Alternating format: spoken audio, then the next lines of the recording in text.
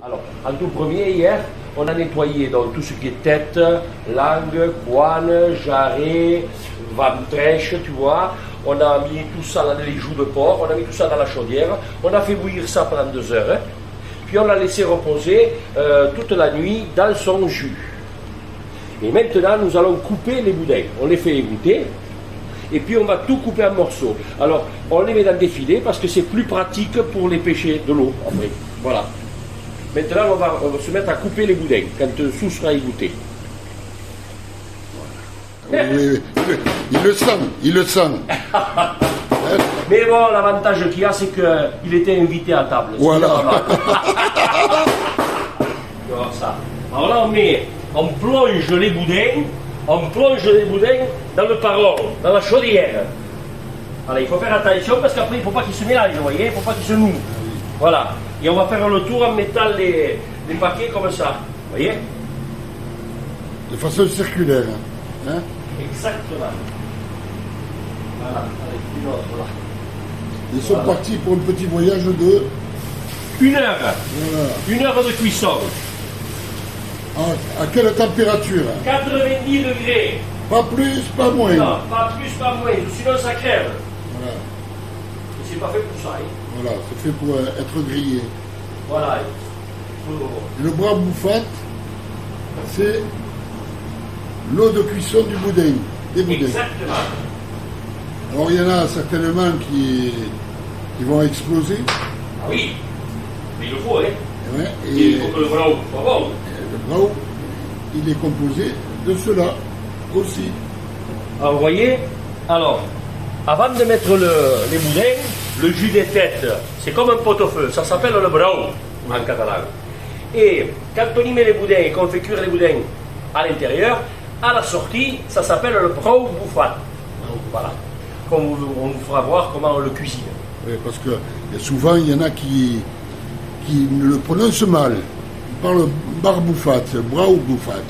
Brau. Ou brau. B-R-A-U-B-U-F-A-T.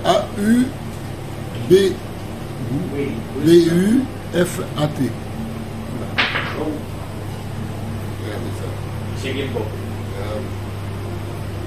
Regardez-moi ça. Il est content ce cochon. Il est content. De faire le bonheur d'épicuriens, de bons vivants.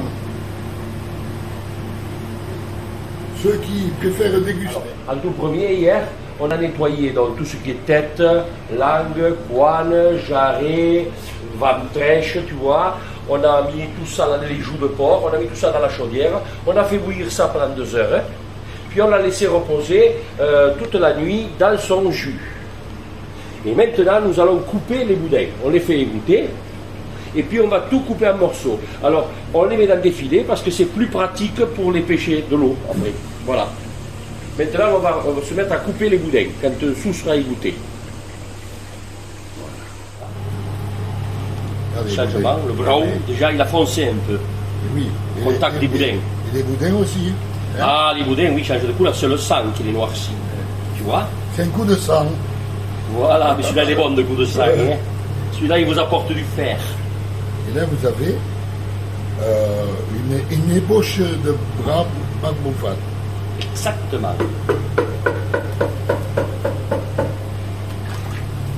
Ça c'est beau. Là, il sèche combien de temps? Bon, on va les laisser. Non, les boudins secs, maintenant ça sera plus. Oui. Normalement, tu dois les laisser sécher 15 jours, 3 semaines. Ah oui. Mais maintenant, ça ne sera plus les boudins secs. C'était les anciens qui mangeaient ça. Et c'est meilleur, hein? Oui, oui. Ah, c'est beaucoup meilleur. Les saveurs se concentrent. Non, pas. Et voilà. Mais là, maintenant, plus personne ne veut les boudins secs. Là, une fois qu'ils sont égouttés, tu les stockes. Ah, une fois, là, je vais les laisser refroidir, là. Ouais. Et puis, quand ils seront froids, voilà, on les rentre au frigo et voilà, il y en a. Et quand on tue le cochon, on les pendait dans le carnier avec les saucissons et tout, et on les faisait sécher. Oui. Et chaque jour, on prenait un boudin pour déjeuner ou quelque chose comme ça. Et puis, des fois, quand ma mère faisait la soupe de légumes, elle mettait un boudin dedans. Voilà, et dans le bigade, et dans tous les lentilles aussi. C'était bon. C'est bon, oui. Oh là. Ah oui, il y avait les boudins, c'était extra, les lentilles. Et voilà, et le cochon, c'était la façon de se nourrir de toute l'année. Voilà. Oui, parce que le bœuf était rare ici. Hein. Et le bœuf était rare, et oui. Et oui. L'agneau, le chevreau, le lapin, les volailles La volaille, et le porc. La volaille de dimanche. Et le porc. Voilà, et le porc. La volaille de dimanche et le porc. Voilà, tu vois. Voilà, voilà. Elles sont baptisées. On les baptise au nom du Père et du Fils et du Saint-Esprit. Amen. Amen la Amen. boutifare.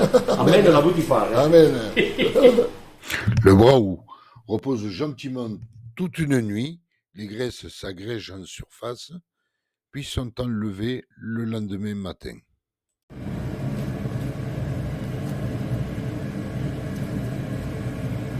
Qui c'est qui t'a appris? Ah, c'est ma mère qui faisait le barboufat avant. Quand on tuait le cochon à la maison, alors le dernier jour, avec le jus des boudins, quoi, elle faisait le barboufat avec du chou, des grosses pâtes et un peu de riz. Et tout le monde a mangé bien 2 assiettes chacun. Hein. C'était tellement bon, c'était 2 fois par an, hein. On se régalait. C'est lié à la matance. Tout à fait, c'est lié à la matance. Voilà. Tu vois, voilà, il va se fondre ce chou là-dedans. Voilà. Et on va pas mettre les pâtes de suite, tu vois. Les pâtes, on les mettra ce soir. Voilà. Au dernier moment. Voilà, que si qui me passe ma cuites. Voilà, qu'elle soit quand même. Exactement. Tu vois, là, ça va cuire. Là ça va cuire. C'est bien dommage que l'image n'envoie pas l'odeur et les parfums. Parce que là, vous me mangeriez l'image. Voilà, tu captes, moi. Voilà. Bon, et écoute, on attend dans le petit Gévaux. Hein, qui va venir. Et voilà, on va faire le père. Le père. Ce matin, prise de sang. Alors, tu l'as fait, c'est bon? Oui, Ouais. mais je ne connais pas les résultats. Ouais. Le seul truc qui me. Mon père était diabétique, ma mère cholestérol, je peux les cacher cholestérol. Le diabète, putain, ça m'emmerde rien. Mais bon, comme j'ai un frère et il s'est foutu une balle à la tête après le déjeuner. Il a perdu le. Ouais, C'est le diabète, peut-être. C'est le choc qui a provoqué le diabète.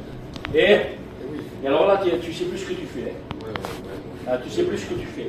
Quand tu as, moi je l'ai vu, le diabétique, là, il était à côté de moi, d'un seul coup, il était à la chasse avec le fusil. Hein.